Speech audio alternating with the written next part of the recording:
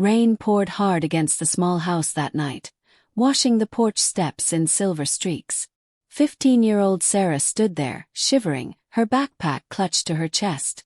Behind her, the front door slammed so hard the frame shook. "Get out of my house.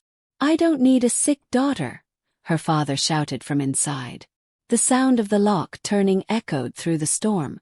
She stared at the wooden door in disbelief, raindrops mixing with tears on her cheeks. No coat, no phone, no money. Just a school backpack and a heart breaking in the rain. 3 hours later, police lights flashed along Route 9. Her father stood pale as chalk when they told him what happened. But by then it was too late. Years later, at 28, Sarah sat in her Boston apartment, staring at rain sliding down the window. On the table lay a letter, shaky handwriting on cheap nursing home paper. It was from her father. After 13 years of silence, he wanted to see her.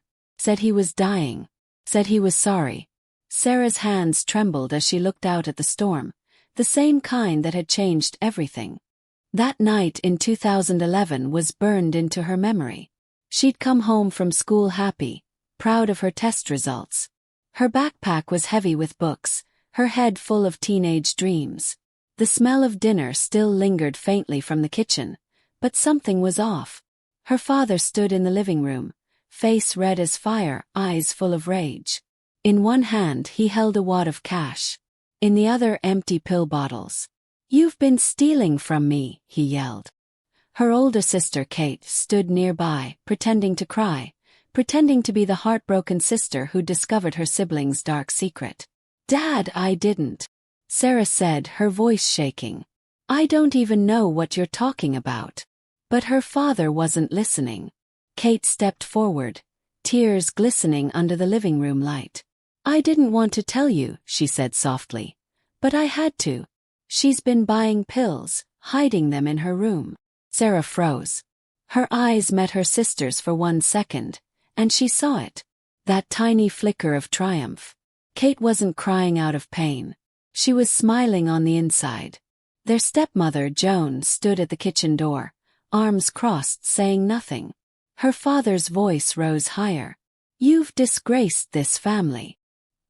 He grabbed Sarah's arm so hard she winced in pain. "You want to destroy yourself. Fine. Not under my roof." He shoved her toward the door and threw her backpack at her chest. The rain outside roared like applause. Sarah's shoes hit the porch, her heart pounding as the door slammed behind her. "Dad, please," she cried, pounding on the door. But no answer came. The lock clicked again. Lightning flashed, and the wind howled through her hair. That was the moment Sarah became homeless. For a long moment, Sarah stood frozen on the porch, rain soaking her hair and clothes until she could feel her bones shiver. She waited, hoping the door would open, that her father would shout her name and tell her to come back inside. But no one came. The thunder cracked, and she finally stepped off the porch, her sneakers squelching in the mud. Her backpack clung heavy to her shoulders, half filled with schoolbooks and a granola bar. No jacket, no phone, no money. Just fear pressing against her ribs like a heartbeat. She started walking because it was all she could do. The streets were empty except for passing cars that didn't slow down. Headlights flashed, tires hissed on wet pavement, and she was just a shadow on the side of the road. Route 9 stretched ahead, endless and dark, leading toward the only place she knew might take her in. Her grandmother's house, 7 miles away. "You can make it," she whispered to herself, voice trembling. But every step felt heavier. The storm didn't let up. It was like the sky itself had turned against her. By the second mile, Sarah's jeans clung to her skin, cold and soaked through. Her hands were numb, her fingers stiff. She could barely see through the sheets of rain. "Just keep walking," she muttered, her voice barely a breath. The streetlights flickered weakly, throwing her shadow across the flooded road. She thought of her grandmother's voice, calm and warm. "If you ever need me, sweetheart, you know where to go." That memory became her anchor. One step, then another. The only sound louder than the rain was the echo of her father's words. "Get out of my house." After 4 miles, her legs buckled. She stumbled against a mailbox, her vision blurring. The cold was inside her now, crawling into her chest and stealing her strength. "Just 5 minutes," she whispered, sliding down onto the gravel. The rain drummed against her face, and she closed her eyes for what felt like a moment. The world faded to gray. Somewhere far away, a car horn sounded, tires screeched, and then, nothing. Silence swallowed everything except the sound of rain hitting the road. That was the last thing she remembered before everything went dark.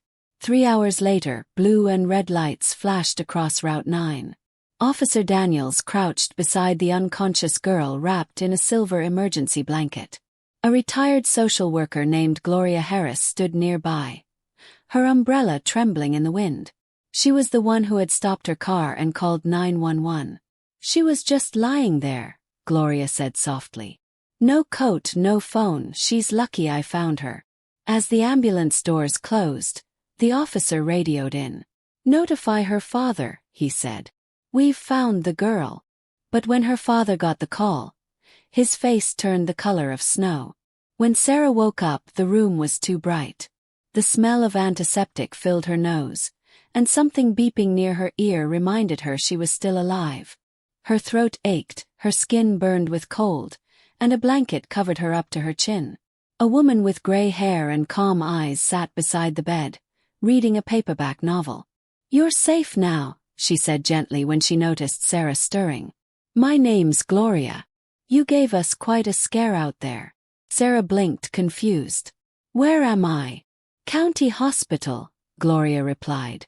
"You were found on Route 9. Sarah's voice cracked as she whispered, "My dad." Gloria's expression softened. "He's been notified. The police are with him now." Sarah turned her head to the side, tears mixing with the faint smell of medicine. "He won't come," she murmured. "He told me to get out." Gloria sighed, closing her book. "Then we'll handle this the right way," she said firmly. "You just rest for now. You're safe." The word safe felt foreign to Sarah, like a language she used to know but had forgotten. For the first time in years, someone was sitting beside her who didn't doubt her. 2 hours later, the hospital room door opened. A woman in a dark blazer walked in, holding a clipboard and wearing a warm but professional smile. "Maria Lopez, Child Protective Services," she introduced herself. "I just need to ask you a few questions, sweetheart." Sarah nodded weakly. "Can you tell me what happened tonight?" Maria asked. So Sarah told her everything, about the accusations, the planted pills, the lies, the storm, and the words her father shouted before he locked the door. She spoke slowly, pausing often, afraid her voice might break apart before she finished. When Sarah finally fell silent, Maria scribbled notes, then looked up. "Thank you for telling me, Sarah. You did nothing wrong." The words hit her like warmth in the cold. "We're going to look into this carefully," Maria added. "And we'll make sure you're not alone anymore." Gloria, still sitting nearby, reached out and held Sarah's hand. "Told you," she said softly. "You're safe now." Sarah nodded, her eyelids heavy. The machines hummed around her like a lullaby, and for the first time in years, she let herself sleep without fear of what waited when she woke. Back at the Walls' home, Officer Daniels stood in the living room with a notebook in hand. "Your daughter was found unconscious in the rain," he said. Sarah's father, Robert Walls, froze, his face turning pale. "She what?" The officer's voice was calm but cold. "We'll need to understand why a 15-year-old was outside during a storm with no coat and no phone."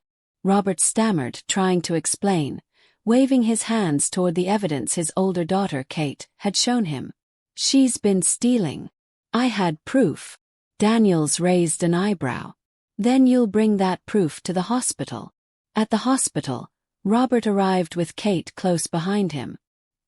He expected to see a broken, guilty daughter begging to come home. Instead, he found Sarah sitting upright, with Gloria and Maria on each side of her. His confidence faltered. "Sarah," he began, but Maria stepped forward. "Mr. Walls, before you speak, we need to go over some things. You said your daughter was stealing." Robert hesitated. "Yes, My older daughter found cash and pills. And did you verify this before throwing her out? Maria asked. The silence that followed was louder than thunder. Robert's shoulders slumped. Then the door swung open, and Grandma Rose entered. 5 feet tall, silver-haired, with eyes that could freeze steel. That's my granddaughter, she declared. What has this man done now? Robert turned, startled. Rose, this is not your. Don't you dare, she cut in. You threw a child into a storm. Are you insane? The room went dead quiet. Kate stood frozen in the corner, her usual fake concern replaced by guilt flickering beneath her perfect expression. You're not taking her anywhere, Rose said firmly. She's coming with me. Gloria smiled quietly. She knew real power had just walked in. That night Rose didn't waste time. She called a judge she'd known for 20 years. It's urgent, she said into the phone. My granddaughter was thrown out during a storm by her father. I want an emergency hearing now. By midnight paperwork was signed. Temporary guardianship transferred to Rose Evans until further notice. Robert was ordered to have no contact with Sarah until the investigation was complete. As she signed the forms, Maria looked up and smiled at Sarah. You're officially with your grandmother now, she said. Sarah let out a long, trembling breath. Thank you, she whispered. Outside, the rain had finally stopped. Rose's old blue car waited under the hospital lights. She helped Sarah into the passenger seat, tucking a blanket around her shoulders. You don't have to talk, honey, Rose said softly. We'll get you home, we'll get you warm, and tomorrow we shop. Sarah smiled weakly for the first time in days. Grandma, I don't even have clean clothes. Rose chuckled, her eyes gentle but fierce. Sweetheart, you have me. That's all that matters right now. As they drove away, Sarah looked back once at the hospital, leaving her old life behind. Rose's house was small but full of warmth. The smell of coffee and cinnamon filled the air as Sarah stepped inside. Rule 1, Rose said, hanging up her coat. Breakfast at 8. Rule 2, homework before TV. And Rule 3, no nonsense before coffee. Sarah laughed softly, the sound foreign but real. That night, she curled up under a quilt that smelled faintly of lavender and safety. Outside, the wind whispered against the windows, but inside, it was finally quiet. For the first time since her mother died, Sarah slept without fear. Tomorrow, her healing would begin. The following weeks moved like sunlight through clean glass. Sarah started at a new school, where no one whispered about her or called her names. Grandma Rose made sure of that. Every morning she packed Sarah's lunch and left a note inside. Little messages like, "You're stronger than you think," or "You've got this."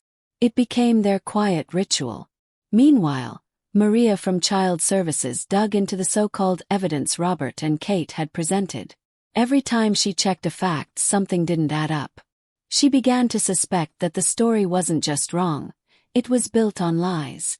Maria requested Robert's bank statements, and that's where things started to unravel. The cash that supposedly came from his missing wallet had been withdrawn from his ATM card at 2:47 p.m. on the very day he threw Sarah out.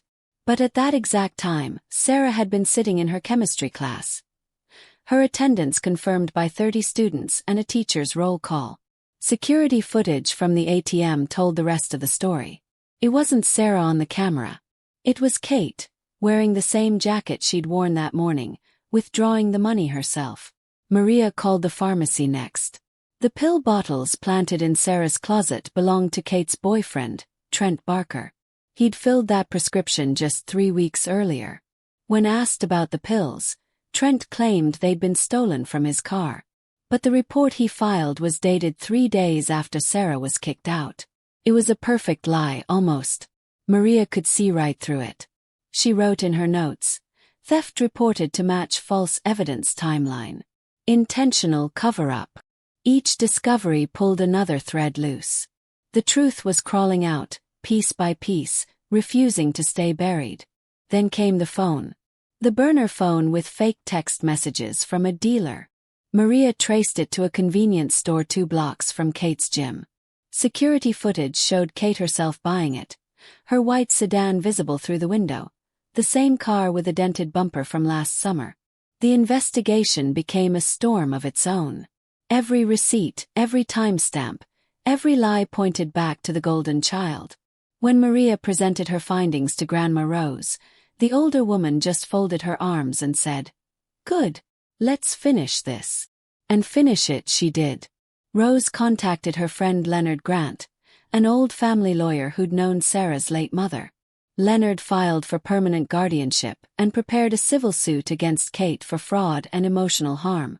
"She's not getting away with this," Rose said as she signed the papers. Sarah watched quietly from the table, her fingers trembling. "Grandma, I don't want revenge," she whispered. "I just want peace." Rose smiled softly. "Then peace is what we'll get, sweetheart. But peace sometimes comes after justice." That night, Sarah slept easier, knowing the truth was finally finding its way home. By spring, Robert's world had collapsed. His wife, Joan, slept in the guest room and barely spoke to him. The community had started whispering. Everyone knew a CPS investigation was underway. Robert looked older, smaller. He'd built his trust on lies, and now those lies were eating through him like rust. Kate, meanwhile, kept denying everything. "They're twisting it," she shouted during one interview. "I was trying to help her." But her voice cracked when she said it. For the first time, people could see through her act. The perfect sister mask was crumbling. Then, like a final crack in glass, the last piece fell into place. Trent was arrested out of state for running a financial scam, stealing money from families across 3 counties. Facing prison, he offered a deal. He told investigators everything about Kate's plan, how she framed Sarah to access her trust fund, how she planted the pills and the cash, and how she laughed about it afterward. His written statement was 12 pages long, and every page was another nail in Kate's story. "She said her sister was a nobody who wouldn't fight back," Trent admitted. "She was wrong." The courtroom was silent the day the evidence was read aloud. Sarah sat beside her grandmother, wearing a simple blue dress and holding her head high. Across from her, Kate looked pale and hollow, her perfect confidence gone. The judge, a sharp-eyed woman named Patricia Morgan, listened carefully to every word. Then she said quietly, "Mr. Walls, you expelled your daughter into a storm based on unverified lies. And Miss Walls, you orchestrated those lies for your own gain. This court will not tolerate such cruelty." The gavel struck, and years of pain finally began to heal. Kate was sentenced to 5 years probation, ordered to repay every dollar she stole, and barred from contacting Sarah ever again. Robert lost all parental rights and was ordered to cover Sarah's therapy and education until she turned 21. Joan divorced him 6 weeks later, leaving him alone with his regret. Outside the courthouse, Sarah took a deep breath. The sun was warm, bright, and clean, the opposite of that night in the storm. "You did it," Grandma Rose whispered, wrapping her arm around her. "No, Grandma," Sarah said softly. "We did." 13 years passed. Sarah built a new life in Boston, a good job, a fiancé who adored her, and a peace she once thought she'd never find. One morning, a letter arrived. Her father's shaky handwriting on nursing home paper. He was dying. He wanted to apologize. She went not for him but for herself. When she forgave him, she finally felt free.